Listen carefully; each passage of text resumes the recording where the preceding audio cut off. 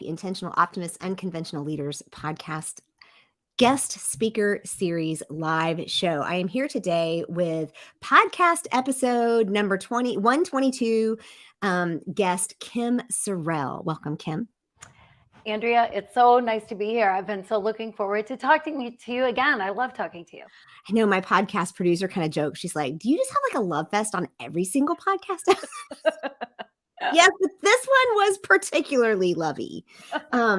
This one was, feel like we really hit it off well. We've both been looking forward to this conversation. And for those of you who have not yet listened to podcast episode 122, it's called What Would Love Do? And I think that's just a fabulous question for those of us that were in the church or that have been in the church many years ago. Back in the 90s, there was this "What would Jesus do?" question, and so I feel like it kind of speaks to that just a little bit. But Kim is here because she spent an entire year walking through 1 Corinthians chapter 13, all the different love ises, and she wrote a book called Love Is, and she has just kind of immersed herself and dedicated her life to this. So if you haven't checked out the podcast, definitely do that. But Kim, what am I leaving out in an introduction for you? I don't know. I'm a mom. I'm Okay. a grandma. Mm-hmm. I am a dog mom as of December, which Ooh, a puppy. what kind of dog? Well, they say blue heeler and lab, but a rescue. So I don't think they ever really know what the rescue. So I actually did the DNA test. So we're going to see what he is. Yay. He's a great puppy. He's awesome. Yeah, we have a Arlo. Yeah. Carlo? Arlo. Yes. I love that. Yeah, we have a rescue. We're Beagle people, but our first Beagle was champion stock. Our second Beagle was pure rescue, and she is amazing. It is amazing. Like the people that I know that have had issues with dogs have paid hundreds and hundreds of dollars for them. And there's so many dogs that need rescuing that just need a home. And so just, that just kind of speaks to my heart. It's like the whole adoption issue. It's like, there's kids, there's animals, there's like, why would I worry about this? Right. So you're a dog owner now. And I do have a friend who did the DNA test and it came out totally different than she expected. So good luck. Yeah. We'll see.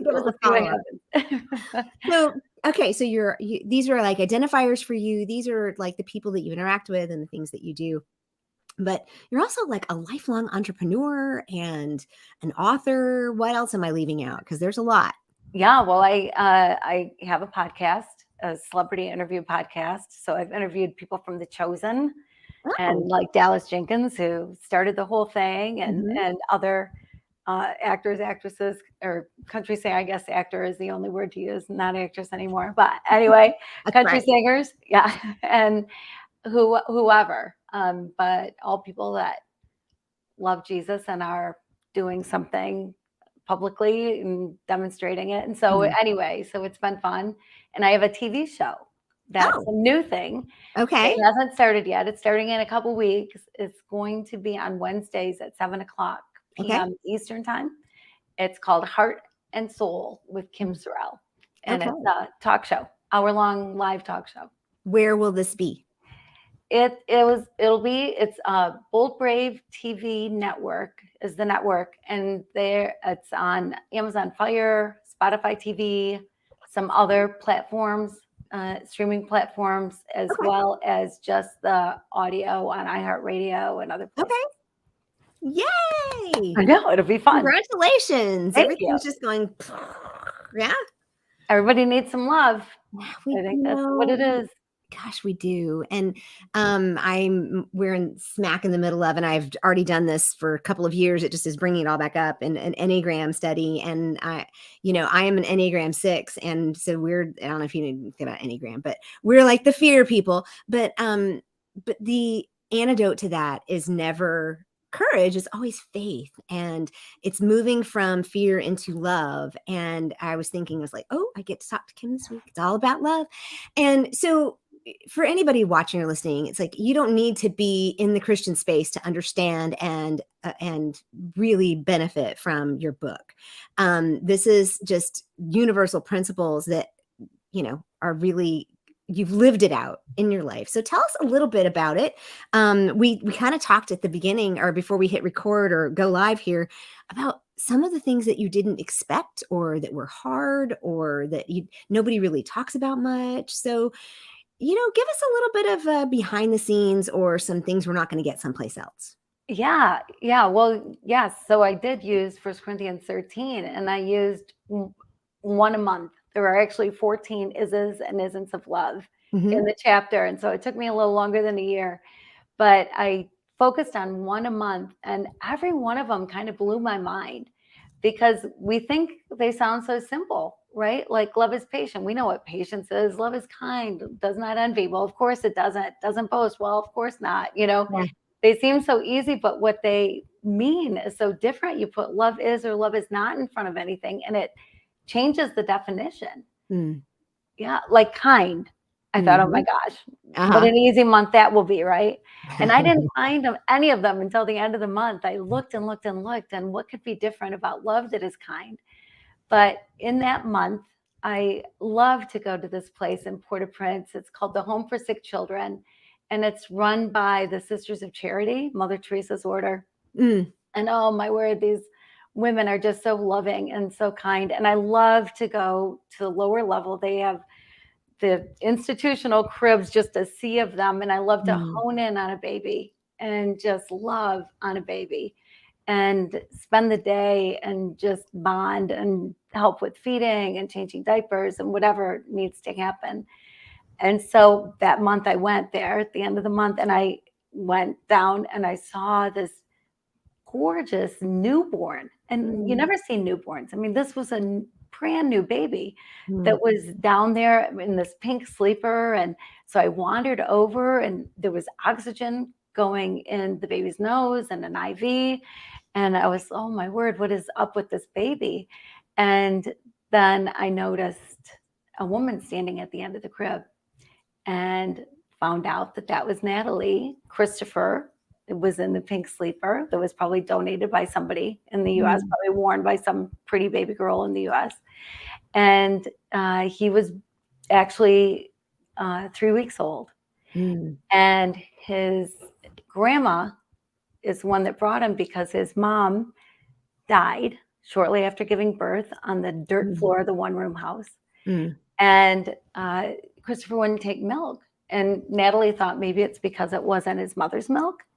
But as time went on, it got worse and worse. And so she walked for miles to get Christopher to this place. And all they could figure out, because it didn't have, ultrasound or anything like that. So they figured that there was an obstruction, probably something that would be easily handled here. But we were in Haiti where there's few hospitals, fewer doctors. And so Christopher needed surgery, to fix an obstruction that was going on. And so we figured out that there was a doctor that would do the surgery, and not that far away, but far enough away. It takes a long time to get anywhere because it's so congested. Okay. And so the doctor was put on notice. They're planning the time, whatever. The baby's going to go to the hospital. Christopher's going to go. And oh my gosh, I fell in love with this child and with Natalie. I spent hours with them. And at one point in time, Christopher stopped breathing and we stopped breathing. And then we noticed that there was a kink in his oxygen tube. And as soon as we straightened it out, he started breathing again. And so did we. So we needed a portable oxygen tank to get him from where he was to the hospital for surgery. And the sisters didn't have one. I called everybody I knew in Port-au-Prince to try to find one. And people went looking for one. Nobody could find a portable oxygen tank in a city with 2 million people. No portable oxygen tank. So here's poor Natalie. Her only daughter, her only child is gone.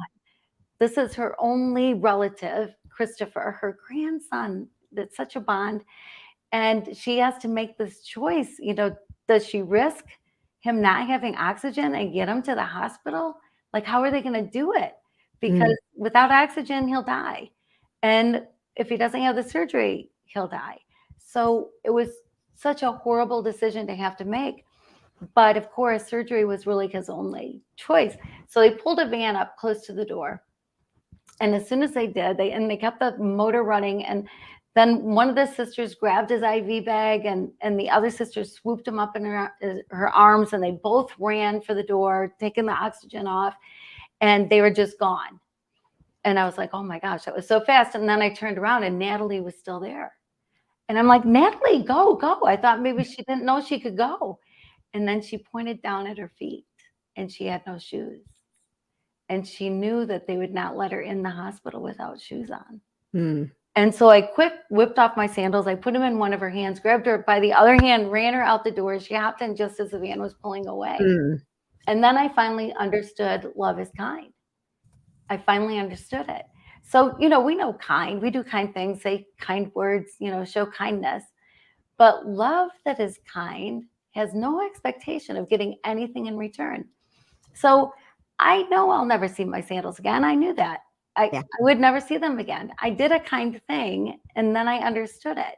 I have no expectation of getting anything in return. But of course I gave her my sandals. Anybody would.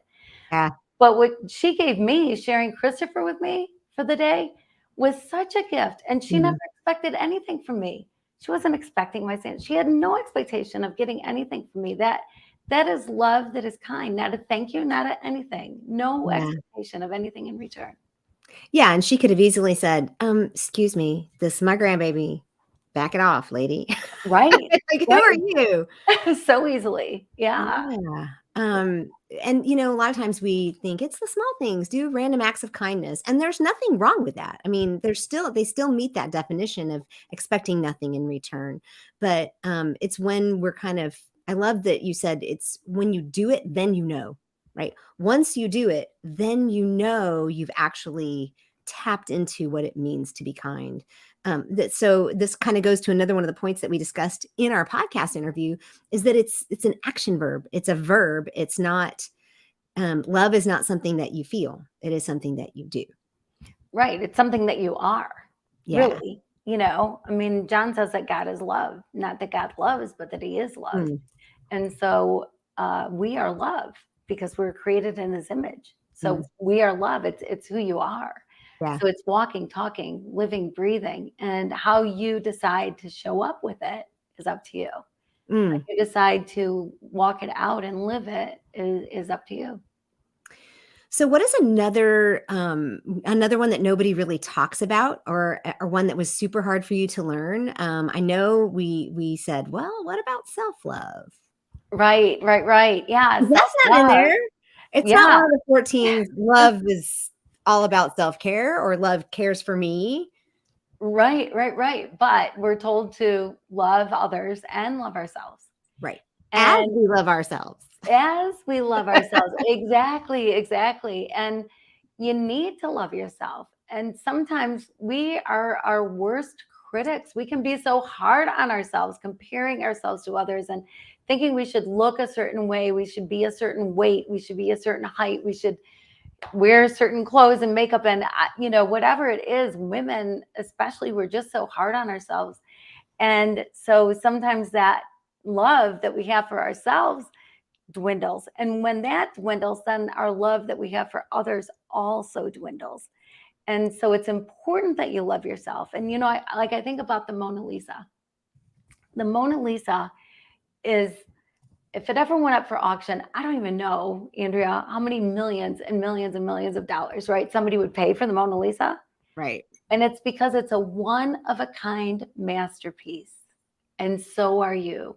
Yeah. There is nobody who has ever been exactly like you. There never will be anybody exactly like you. There's nobody who has walked in your shoes in your life. You are a one-of-a-kind masterpiece. Embrace that. Yeah. The height, the weight, the we put that on ourselves.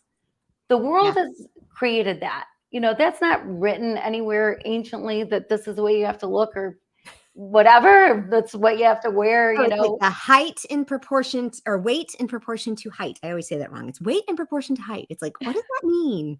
I want to be healthy, but you're right. It's something that we as women do to ourselves constantly, no matter where we live on the globe. We do it all over the world. But I want to go back really quick to this idea that in my mind, when you said kind of, and I put this as a banner up there, loving myself, when this goes down, my love for others goes down. It's almost like battery power.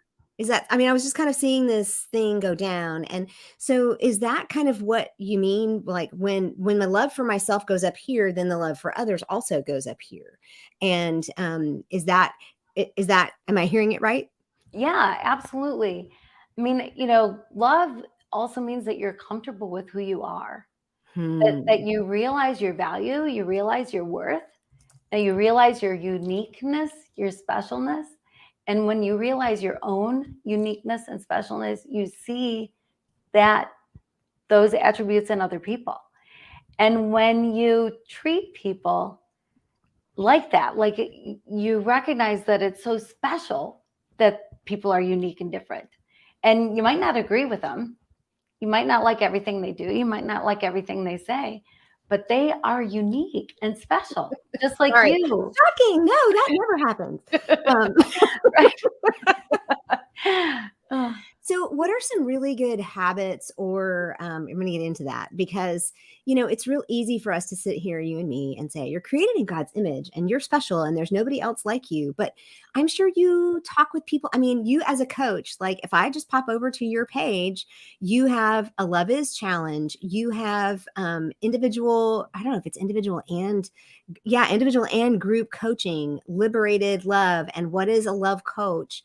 What are the things that you work on the most with your clients when it comes to this idea of like filling the tank so that it can overflow? And those all sound like very, I don't know, coachy words. And because I'm a coach, I can't help it. So help me out there let's dive a little deeper into that. Yeah, well, I think it starts with what love is not. Okay. Like, love is not a two-way street. I think maybe we talked about that, but love is not a two-way street. And you hear that all the time. Love's a two-way street. And you go into a relationship thinking it's a two-way street, or it's 50-50, or it's 100-100. Well, it's not. Love is not a transaction. That's a two-way street. You're basically saying that you're giving love to get love in return. And if you don't give the love that you're expecting, then forget it, whatever. But love doesn't work like that. If I give you money, you gave me a pair of jeans, that's a transaction. Right. Love is not a transaction. So people go into relationships, all kinds of relationships, but especially, a marriage, pre-marriage counseling, and you're or whatever, and you're so happy and you got the butterflies in your stomach and you can't wait to say I do, and you found your person and it's so exciting and you can't wait for the honeymoon and you just love, love, love. And then he leaves his dirty underwear on the bedroom floor. And you're thinking, why did I marry this guy? What is he? Was he raised in a barn? He is a barbarian. He And loaded the toilet paper wrong. yeah, exactly. The toothpaste. How does he push the toothpaste? Yes, all those things. But we think that then we're withdrawing our love. Well, no, it has nothing to do with love. You love the person.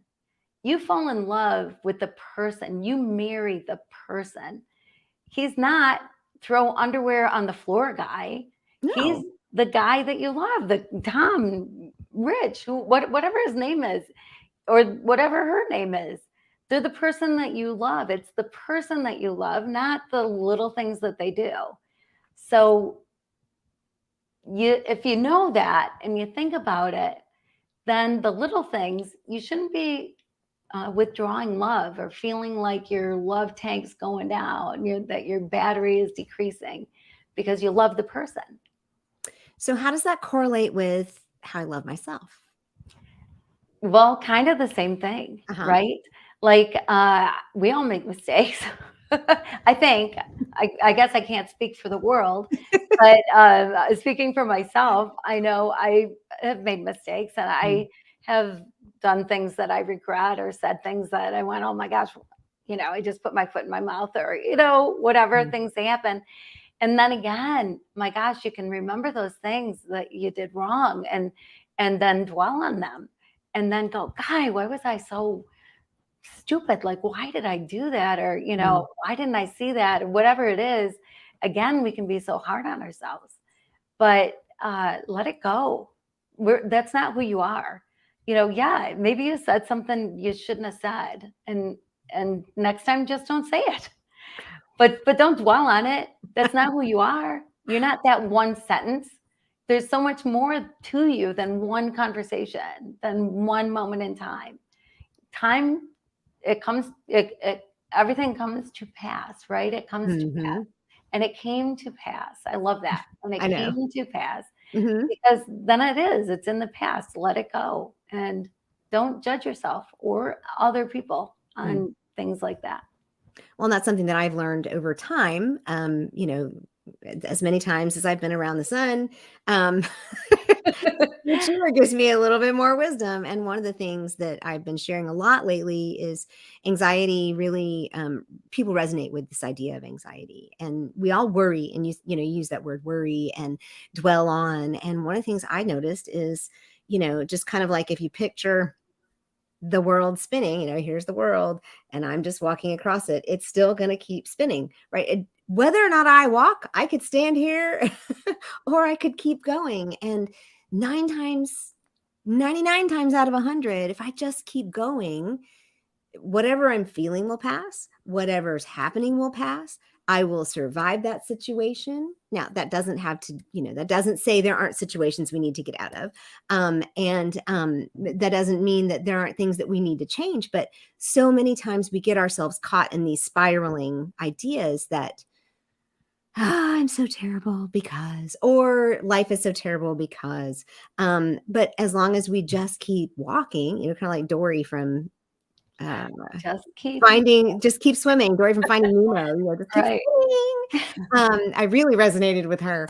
But when you did all of this and you kind of come up with this new idea of looking at love, I think we have time for at least one more that people don't always want to talk about. Is it a love does not? Yes. Or, okay, what is a love does not? Love is not self-seeking. And that can be a little hard. That was hard for me to kind of wrap my mind around and really figure it out, because you think, well, you got to watch out for yourself, and if you're hungry, you want to eat, whatever. Position with the love myself. Love is still not self-seeking, right? Right. But love is not self-seeking. When you love that way, you're looking out for the needs of others before you're looking out for the needs of your own. And I'm not talking food and water, of course, take care of yourself. But when it comes to other things, sometimes I know I've gotten upset when I thought, oh my gosh, why are they stopping me and talking? I don't have any time. But maybe somebody really needs to have a conversation and they just need somebody to listen. And so to maybe skip the Starbucks and stay and talk for a minute and rearrange your schedule a little bit, whatever it happens to be, or help somebody when they're in need, and without thinking, well, I was going to use that money to buy some new summer clothes, and now this person really needs it. Well, love that's not self-seeking sees the needs of others, and wants to help people. And it can be sort of backwards thinking than what we think, because we do tend to be a bit self-focused. And so it can be okay. I tend to be a little self-focused. Maybe I should say it that way. What do you mean But when you recognize the needs of others, that is love. That's love. And then do something about it. Well, and that's kind of part of being present, right? It's being able to see what's going on around you at the moment. Bob Goff always says, be where your feet are. And that has been really helpful to me, because I tend to either vacillate between what's going on right now and, oh my gosh, what could happen? And just to remind myself, where are my feet? Oh, they're right here.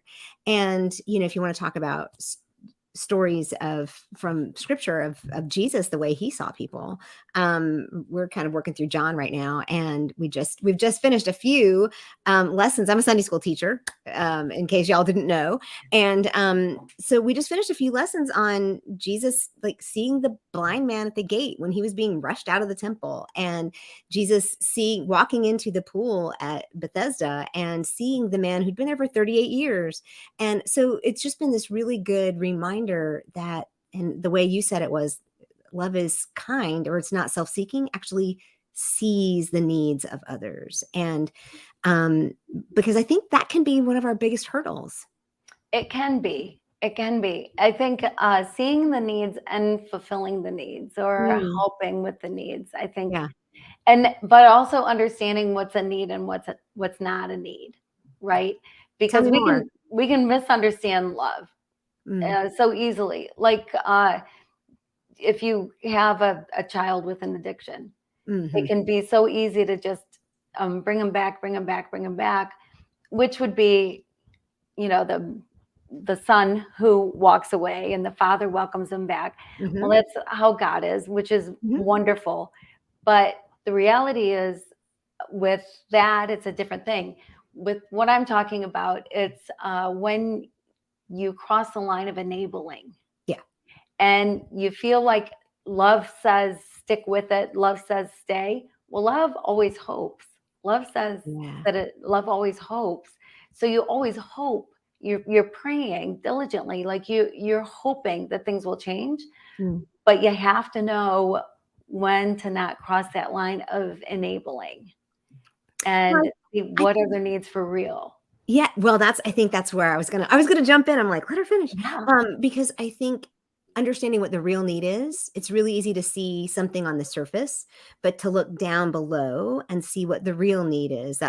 And in these two stories that I just referenced, these two people that I just referenced, the man sitting there for 38 years, Jesus said, do you want to be healed? And he's like, well, yeah, but nobody's here to take me into the pool. And he's like, oh, well, just get up, right?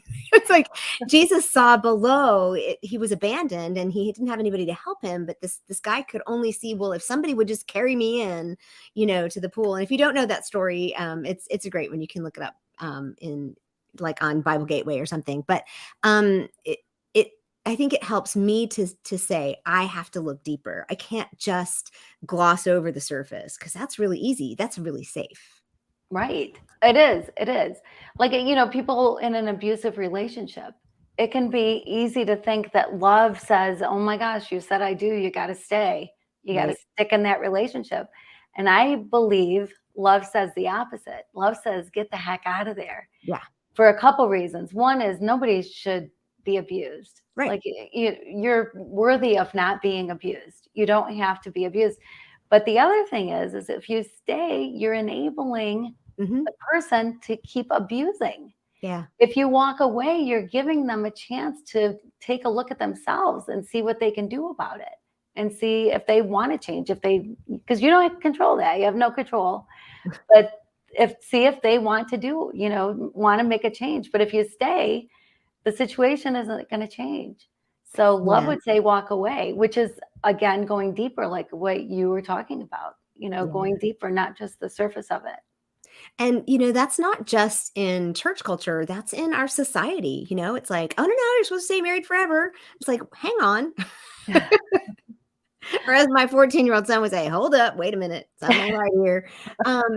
Because in having been a pastor's wife for 25, 26 years, however long I've been married plus, but we've seen a lot, and, we've helped women get out of situations, and it's hard. And, there's this thing, it's like, well, society or our community says this is what's important, but the reality is the people are the most important thing.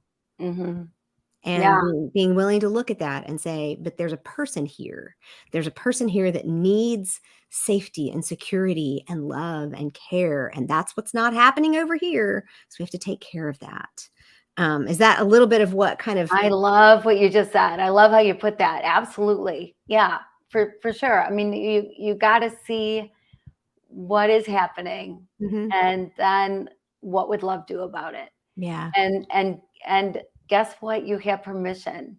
Mhm. Sometimes people need permission to walk away, need permission to make a change. Yeah. And I'm giving you permission right now. Yeah. You have permission, and just do what love would do, and love would say, "Don't stay. Don't Yeah, be." because it's not just love for them, but love for you. And potentially, if there are children involved, love for the children. And it's just none of that is easy. And I don't want to end on a completely downer note, but a lot of times we don't talk about what love would do in these hard situations. And so, as a way to kind of wrap this all up, what has been your biggest joy and surprise out of writing this book and living out this lifestyle?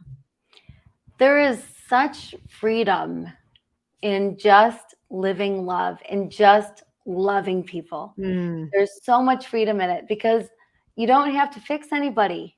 It's Mm. not our job to fix people. People Mhm. don't necessarily want unsolicited advice. I was the queen of it. Like, I could give unsolicited advice all day long. Trust Mhm. me.